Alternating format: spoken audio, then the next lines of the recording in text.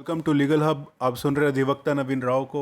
और आज बात करते हैं कॉन्स्टिट्यूशन ऑफ इंडिया के बारे में, भारत के संविधान के बारे में जो हमें 1950 में मिला। तो भारत का इस संविधान को बनने से पहले इसका एक इतिहास रहा है। थोड़ा शॉर्ट में इसके बारे में जानेंगे कि भारत के संविधान 1950 में बनने से पहले जो शुरुआत होती है इसकी बनने की, वो शुरुआत होती है 1600 से, जब ईस्ट इंडिया कंपनी भारत में आई थी।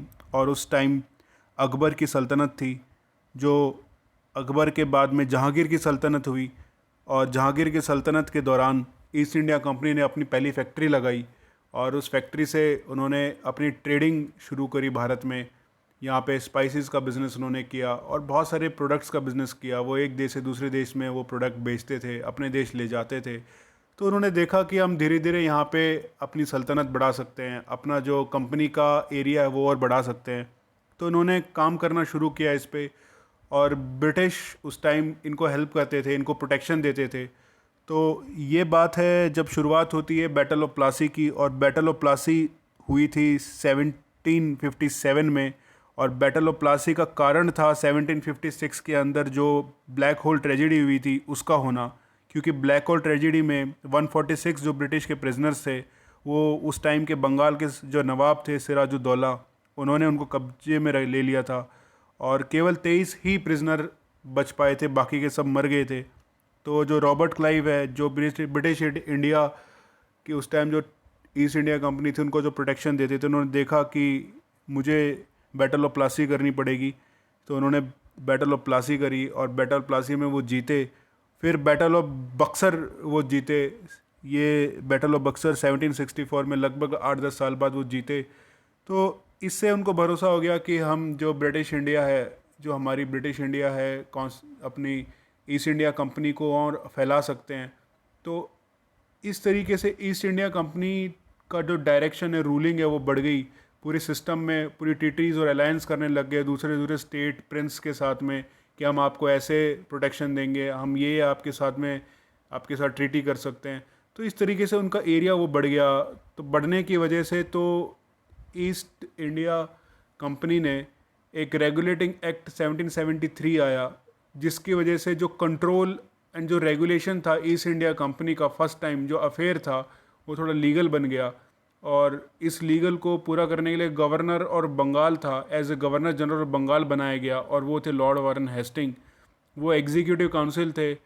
तो ये सब डील करते थे कि किस तरीके से हम लोग गवर्नेंस जो है ना ईस्ट इंडिया कंपनी की यहाँ पे बढ़ा सकते हैं ब्रिटिश गवर्नमेंट की तरफ से। तो इस तरीके से इन्होंने कुछ रिफॉर्म किए, जैसे पिट्स इंडिया एक्ट आया था 1784। और इसके बाद में चार्टर एक्ट लेकर आए 1793 में, 1813 में, 1833 और 1853 में चार चार्टर एक्ट लेकर आए। ये चार्टर एक्ट लाने का मेन मकसद था कि जो पॉलिटिकल और कमर्शियल पावर है बोर्ड ऑफ डायरेक्टर की और जो इनके कंट्रोलर हैं बोर्ड के, उनको सेंट्रलाइज करना। और सेंट्रलाइज करने की वजह से वो और अच्छा administration, political administration, political affair संभाल सकते थे। और जो कमर्शियल एडमिनिस्ट्रेशन था, इनका ट्रेड था, वो संभाल सकते थे। तो 1833 का जो चार्टर है बड़ा इंपॉर्टेंट चार्टर है इन सभी चार्टर में से, चारों चार्टरों में से। क्योंकि ये ईस्ट इंडिया कंपनी को और भी ज़्यादा पावर देता है। जिसमें first governor general of India है लॉर्ड विलियम बेनेटिक बने। और इनके गवर्नर बनने की वजह से जो लेजिस्लेटिव पावर है गवर्नर की, वो थोड़ी सी कम हो गई। The act deprived the governor of Bombay and Madras of their legislative power. तो इन सब के ऊपर आगे गवर्नर जनरल ऑफ बंगाल जो सारा पावर, लेजिस्लेटिव पावर भी संभालने लग गए थे। तो और पावर आ गई। तो अल्टीमेटली पावर की वजह से मोनोपोली बढ़ गई। और मोनोपोली बढ़ने की वजह से लोगों के अंदर एक आक्रोश बढ़ गया। एक इनके अगेंस्ट एक रिवॉल्ट हुआ, जिसे हम जानते हैं अपनी इंडिया के फर्स्ट इंडिपेंडेंस रिवॉल्ट के से, जिसे हम कहते हैं 1857 का रिवॉल्ट। तो ये 1857 का जो रिवॉल्ट हुआ, इसकी वजह से बहुत सारे चेंजेस आए। क्योंकि इस रिवॉल्ट के बाद में गवर्नमेंट ऑफ इंडिया एक्ट लेकर आए 1858 के अंदर, इस ईस्ट इंडिया कंपनी के पॉलिटिकल और कमर्शियल अफेयर को कंट्रोल करने के लिए।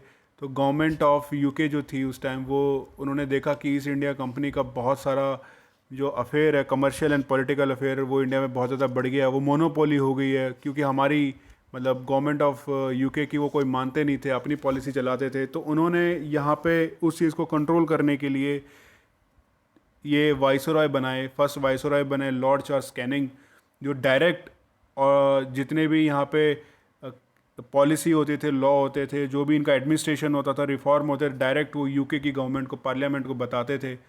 तो इस तरीके से डायरेक्ट रिस्पॉन्सिबिलिटी क्रिएट करी, ये दिखाने के लिए भारत के उस टाइम के लोगों को कि हम बहुत रिस्पॉन्सिबल हैं, हम आपको बहुत अच्छा गवर्नेंस दे सकते हैं, हम आपके ऊपर बहुत अच्छा गवर्नमेंट क्रिएट कर सकते हैं, हम आपको और अच्छा गवर्नेंस देने के लिए इस तरीके से रिफॉर्म ला सकते हैं। तो एक रिप्रेजेंटेटिव इनका क्राउन का यहाँ वायसरॉय ऐसे बन गया। और इस तरीके से जो भी कुछ होता था, ये government of India act 1850 act के थ्रू इन्होंने डिसेंट्रलाइजेशन शुरू किया पावर का।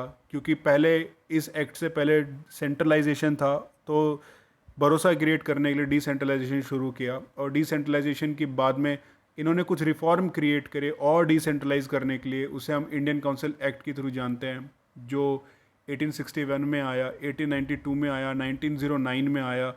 तो ये जो 3 इंडियन काउंसिल एक्ट हैं, इस काउंसिल एक्ट का आने का मकसद ये था कि ये एडमिनिस्ट्रेशन में और रिफॉर्म लेकर आने चाहते थे, और सिर्फ रिफॉर्म से दिखाना चाहते थे कि हम आपके ऊपर बहुत अच्छा गवर्नेंस कर सकते हैं। तो इस तरीके से आगे इन्होंने एक गवर्नमेंट ऑफ इंडिया एक्ट लेकर आए 1919 का। ये जो गवर्नमेंट ऑफ इंडिया एक्ट 1919 का है, ये इसका लाने का कारण ये था कि ये चाहते थे कि हम रेस्पॉन्सिबल गवर्नमेंट बनाए। जो कि गवर्नमेंट ऑफ इंडिया है वो एक रेस्पॉन्सिबल गवर्नमेंट की तरफ उभरे और लोगों में और विश्वास क्रिएट करे कि हमारा जो गवर्नेंस है बहुत अच्छा है, हम आपके अगेंस्ट नहीं हैं, हमारा कोई आपके ऊपर हम आपके कोई अगेंस्ट ऐसा काम नहीं कर रहे जिससे आपको और तकलीफ हो। तो ये दिखाना चाहते थे कि हमारा जो गवर्नेंस है बहुत अच्छा है। तो इन्होंने और डिसेंट्रलाइजेशन की तरफ ये गए, जिसकी वजह से इन्होंने रिलैक्स किए अपने सेंट्रल कंट्रोल को, और डिसेंट्रलाइजेशन के ऊपर बढ़ते हुए इन्होंने ट्रांसफ़र सब्जेक्ट और रिज़र्व सब्जेक्ट की तरफ ये बढ़े। और रिज़र्व सब्जेक्ट और ट्रांसफ़र सब्जेक्ट लाने का मेन मकसद इनका यही था कि ये अपनी मिनिस्ट्रीज़ और गवर्नेंस के बीच में, और साथ के साथ एग्जीक्यूटिव काउंसिल के साथ में ये कानून बनाना, लेजिस्लेटिव काउंसिल क्रिएट करना, और उसके बीच में एक अच्छा रिलेशनशिप क्रिएट करना था इनका। और इन्होंने इंट्रोड्यूस किया 2 हाउस, आज जिसे हम राज्यसभा और लोकसभा के बारे में जानते हैं। अपर हाउस का मतलब राज्यसभा और लोअर हाउस मतलब लोकसभा। तो ये जो क्रिएशन हुआ था ये इस गवर्नमेंट ऑफ इंडिया एक्ट 1919 की वजह से हुआ था, और यहाँ से ये आया था। ये डिसेंट्रलाइजेशन की तरफ बढ़े, और फिर धीरे धीरे बहुत सारे इसमें अमेंडमेंट आए, बहुत सारे इन्होंने रिफॉर्म एडमिनिस्ट्रेशन में किए। फिर एक ultimately government of India act 1935 आया, और ये बहुत इंपॉर्टेंट एक्ट है गवर्नमेंट ऑफ इंडिया एक्ट 1935, क्योंकि गवर्नमेंट ऑफ इंडिया एक्ट 1935 का 70% जो प्रोविजंस है आज के कॉन्स्टिट्यूशन ऑफ इंडिया के अंदर है। हमारा जो कॉन्स्टिट्यूशन ऑफ इंडिया 1950 है उसका 70% पार्ट हमारा यहाँ से आया है, गवर्नमेंट ऑफ इंडिया एक्ट 1935 से आया है। और इस एक्ट की वजह से जो हमारे प्रोविजंस हैं वो क्रिएट हुए, हमें डिसेंट्रलाइज्ड पावर देते हैं, एक अच्छा गवर्नेंस देते हैं। तो आगे और रिफॉर्म किए गए इस 1935 एक्ट के बाद, और इंडियन इंडिपेंडेंस एक्ट आया 1947 का। तो इस इंडियन इंडिपेंडेंस से हमें एक भरोसा हुआ कि हम एक अपनी सेल्फ गवर्नमेंट बना सकते हैं, एक डोमिनेंट स्टेटस हमें मिला। तो इसके बाद लॉर्ड माउंटबेटन ने, वाइसरॉय ऑफ इंडिया थे उस टाइम, तो अपना पार्टीशन का प्लान दे दिया। और इस कॉन्स्टिट्यूशन जो असेंबली थी हमारी, वो कॉन्स्टिट्यूशन असेंबली थी, और उस कॉन्स्टिट्यूशन असेंबली के बनने की वजह से, उसके रिवॉल्ट करने की वजह से, उसके प्रोविजंस देने की वजह से हमारा इंडिपेंडेंस एक्ट 1947 आया था। तो ये जो कॉन्स्टिट्यूशन असेंबली थी ये थी क्या, इसके बारे में जानते हैं। जो कॉन्स्टिट्यूशन असेंबली थी, वो कॉन्स्टिट्यूशन असेंबली हमारी सबसे पहले डॉक्टर राजेंद्र प्रसाद, जो उसके 1946 11 दिसंबर 1946 को उसके प्रेसिडेंट बने थे। और ये जो फर्स्ट असेंबली थी उसका सेशन हुआ था 9 दिसंबर को। तो ये बनने का मेन कारण यही था कि हम एक अपने आप को एक अच्छी गवर्नमेंट, सेल्फ गवर्नमेंट देना चाहते थे। तो इनके बहुत सारे मेंबर थे, और इन्होंने एक ड्राफ्टिंग कमेटी बनाई जिसमें 7 मेंबर थे, जिसके हेड थे, चेयरमैन थे doctor B R Ambedkar ji. तो ये जो doctor B R Ambedkar ji थे, इन्होंने ड्राफ्टिंग करी थी हमारी कॉन्स्टिट्यूशन ऑफ इंडिया की, जिसका हमें अल्टीमेटली 26 नवंबर 1949 को मिला। तो draft constitution was actually prepared and passed by doctor B R Ambedkar, chairman of the drafting committee. और अल्टीमेटली हमें 24 जनवरी 1950 को हमें constitution of India ultimately hand written document हमें मिला, और 26 जनवरी 1950 से ये हमने फोर्स में लेकर आए। तो 26 जनवरी 1950 से जो हम जानते हैं कॉन्स्टिट्यूशन ऑफ इंडिया को, आज के कॉन्स्टिट्यूशन ऑफ इंडिया को, इसमें 22 पार्ट्स थे, 395 आर्टिकल्स थे और 8 शेड्यूल थे। और इस सब के बनने के पीछे जो मेन कारण था, वो कारण था हमारी कॉन्स्टिट्यूशन असेंबली का बनना 1946 में, और ड्राफ्टिंग कमेटी का बनना 1947 में। और इसके बाद इसमें बनने में जो हमें टाइम लगा, उसका बनने के बाद जो आज के टाइम अप्रैल 2020 में इसमें टोटल 448 आर्टिकल्स हैं, 25 पार्ट्स हैं, 12 शेड्यूल हैं। तो ये आज के अपडेट है। तो ओरिजिनली इसमें 395 आर्टिकल्स थे, 22 पार्ट्स थे, 8 शेड्यूल थे। और 1950 से आज तक जो इतने भी अमेंडमेंट हुए हैं, उसके बाद अप्रैल 2020 तक हमारे पास 448 आर्टिकल्स हैं, इसमें 25 पार्ट्स हैं और 12 शेड्यूल हैं। आज तक हमारे पास 104 अमेंडमेंट हुए हैं अप्रैल 2020 तक। तो इस तरीके से ये जो कॉन्स्टिट्यूशन इंडिया है हमें मिला।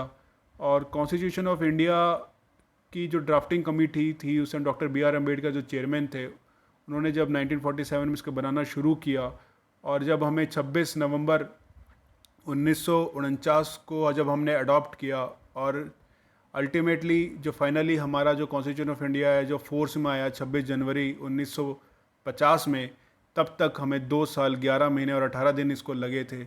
और इसकी आज जो हमें कॉन्स्टिट्यूशन ऑफ इंडिया मिला है, इतनी सारी जो हिस्ट्री है हमारी, जो हमारा इतिहास है, जो हमारा ये जो कारण है आज की कॉन्स्टिट्यूशन ऑफ इंडिया का बनने में, वो ये कारण है।